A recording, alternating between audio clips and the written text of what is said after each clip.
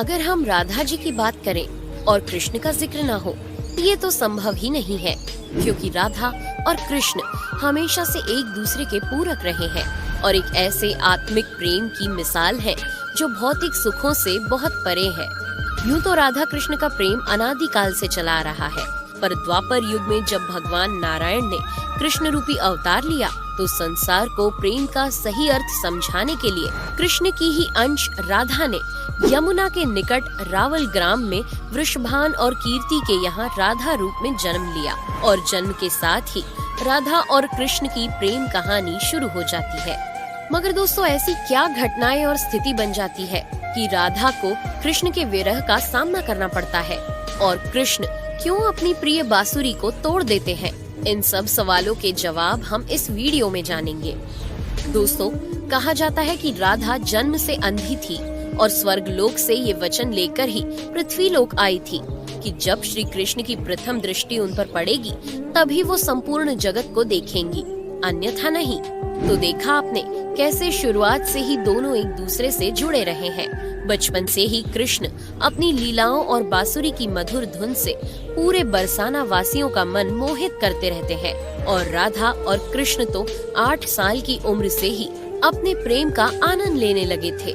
श्री कृष्ण को अपने जीवन में राधा और बांसुरी 2 ही सबसे प्रिय थे, जो आपस में एक दूसरे से गहराई से जुड़े थे। जब भी श्री कृष्ण बांसुरी बजाते, राधा उनके पास दौड़ी चली आती और घंटों बांसुरी की धुन में मग्न रहती, जो उनके प्रेम को और बढ़ाता गया।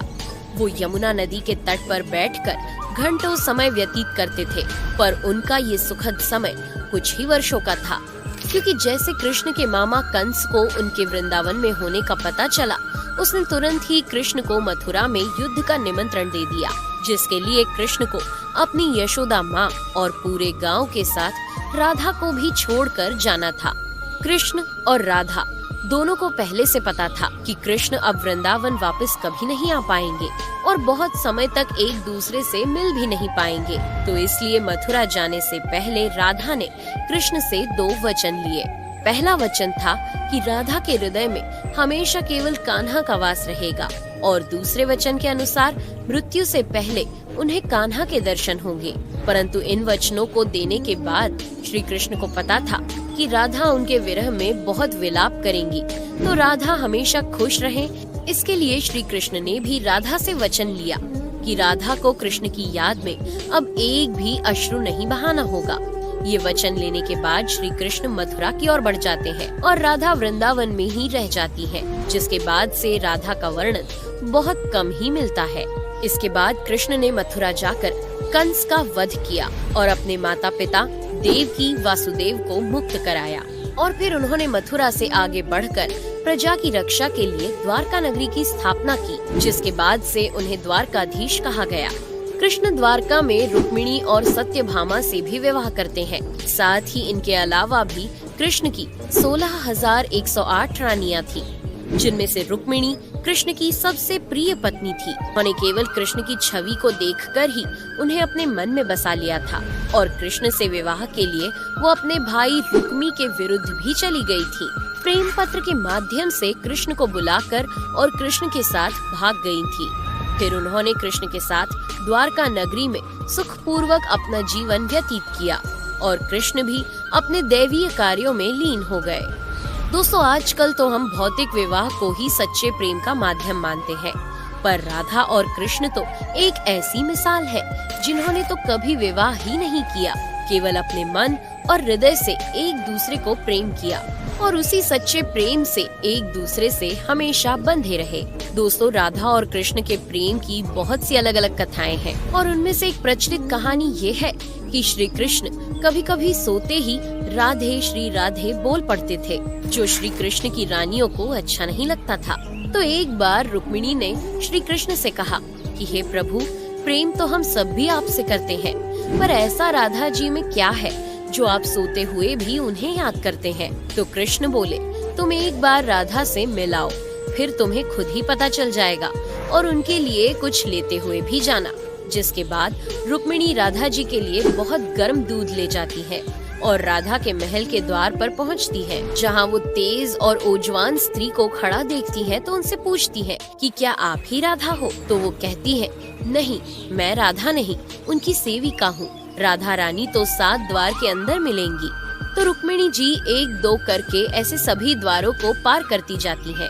दोस्तों, जब वो राधा रानी के कक्ष में पहुंचती है तो उन्हें पता चलता है कि राधा कई रातों से कृष्ण नाम जपते हुए जागती रही है और अभी ही उन्हें निद्रा आई है। रुक्मिणी राधा की सखियों से कृष्ण द्वारा मिलने के लिए कहने के बारे में बताती है तो उतने में ही राधा उठ जाती है और कहती है कि कृष्ण ने आज मुझसे मिलने के लिए किसी को भेजा है। रुक्मिणी आश्चर्यचकित हो जाती है। केवल कृष्ण जी का नाम लेने से राधा जागृत हो गई और उन्हीं के बारे में पूछने लगी। इतना ही नहीं, जब राधा को पता चला कि कृष्ण ने उनके लिए प्रसाद भेजा है तो वो बिना कुछ सोचे रुक्मिणी से वो गर्म दूध लेके पी जाती है, जिसे देखकर रुक्मिणी हैरान रह जाती है। फिर वो राधा जी से बातें कर वापस आ जाती है।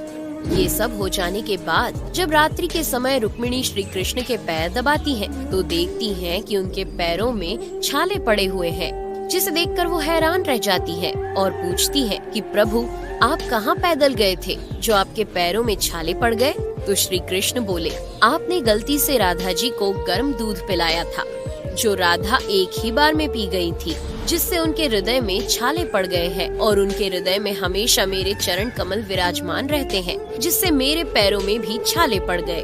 तब फिर रुक्मिणी को राधा और कृष्ण के प्रेम की पराकाष्ठा का पता चलता है कि प्रेम शरीर से नहीं, आत्मा से होता है, जो हमेशा राधा के हृदय में कृष्ण के चरण कमल के रूप में विराजमान रहता है। एक कथा में आता है कि ब्रह्मा जी ने पृथ्वी लोक आकर वृंदावन में पहले राधा और कृष्ण का विवाह करवाया था, पर इसके बारे में ज्यादा जानकारी नहीं है।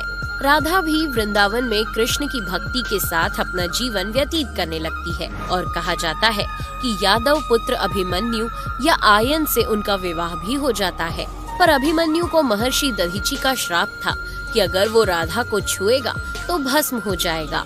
इस प्रकार राधा विवाह के पश्चात भी कृष्ण के प्रेम से स्वतंत्रता पूर्वक जुड़ी रहती है। बहुत वर्षों बाद जब राधा अपना वैवाहिक जीवन बहुत अच्छे से निभा लेती है, वो समस्त जिम्मेदारियों से मुक्त हो जाती है, तो फिर वो कृष्ण के पास द्वारका आती है।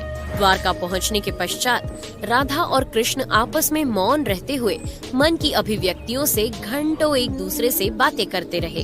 कृष्ण के अलावा द्वारका में राधा को कोई पहचान भी नहीं पाया। फिर राधा कृष्ण के महल में निवास करने लगी और कृष्ण ने भी उन्हें महल में देविका के रूप में नियुक्त किया, जिससे राधा महल में काम करने के साथ साथ समय मिलने पर कृष्ण की भक्ति और उनसे प्रेम पूर्वक बातें कर सकती थी। परंतु कृष्ण तो अब अपने राजपाट व अन्य कार्यों में व्यस्त रहते थे।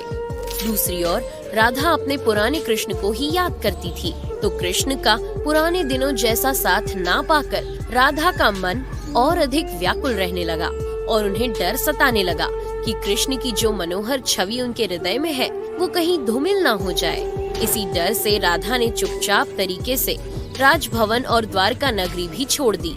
जिसके बाद ऐसे ही कुछ समय और बिताने के बाद जब राधा का अंतिम समय पास आने लगा, तब उन्होंने कृष्ण का स्मरण कर उन्हें अपने वचन की याद दिलाई। राधा के स्मरण करते ही कृष्ण वहाँ दौड़े दौड़े चले आए, परंतु राधा की अत्यंत दयनीय स्थिति देखकर वे अत्यधिक भावुक हो गए और उन्होंने राधा से अंतिम समय में कुछ मांगने को कहा, जिस पर राधा ने उनके सामने एक ही इच्छा प्रकट की थी कि वो अपने जीवन के अंतिम क्षणों में कृष्ण का वही रूप देखना चाहती है जैसा वो वृंदावन में देखा करती थी। वो उन्हें वही बांसुरी की मीठी धुन बजाते हुए सुनना चाहती है। दोस्तों, राधा का बस इतना कहना था कि कृष्ण ने अपनी बांसुरी उठाई और वही मीठी धुन बजाने लगे और बांसुरी बजाते हुए कृष्ण और उनकी धुन सुनती राधा दोनों की ही आंखों से प्रेम के आंसुओं की धारा बह रही थी। इतना ही नहीं, बांसुरी की मीठी धुन सुनते सुनते ही माता राधा ने उनके सामने प्राण त्याग दिए, जिसके बाद उनकी मृत्यु से कृष्ण इतने विचलित हो गए थे कि उन्होंने अपनी प्रिय बांसुरी को वहीं तोड़कर फेंक दिया था। तो ऐसे राधा की मृत्यु के साथ ही कृष्ण ने बांसुरी से भी हमेशा के लिए मुख मोड़ लिया, क्योंकि बांसुरी और राधा का एक अद्भुत रिश्ता था। इसलिए राधा की मृत्यु के पश्चात कृष्ण ने अपने शेष जीवन में बांसुरी तो क्या, किसी अन्य वाद्य यंत्र को हाथ भी नहीं लगाया। दोस्तों, राधा और कृष्ण की प्रेम कहानी के लिए कहा भी जाता है, एक प्राण दो देही, राधा संग स्नेही, जिनके शरीर बस अलग थे और आत्मा एक ही थी।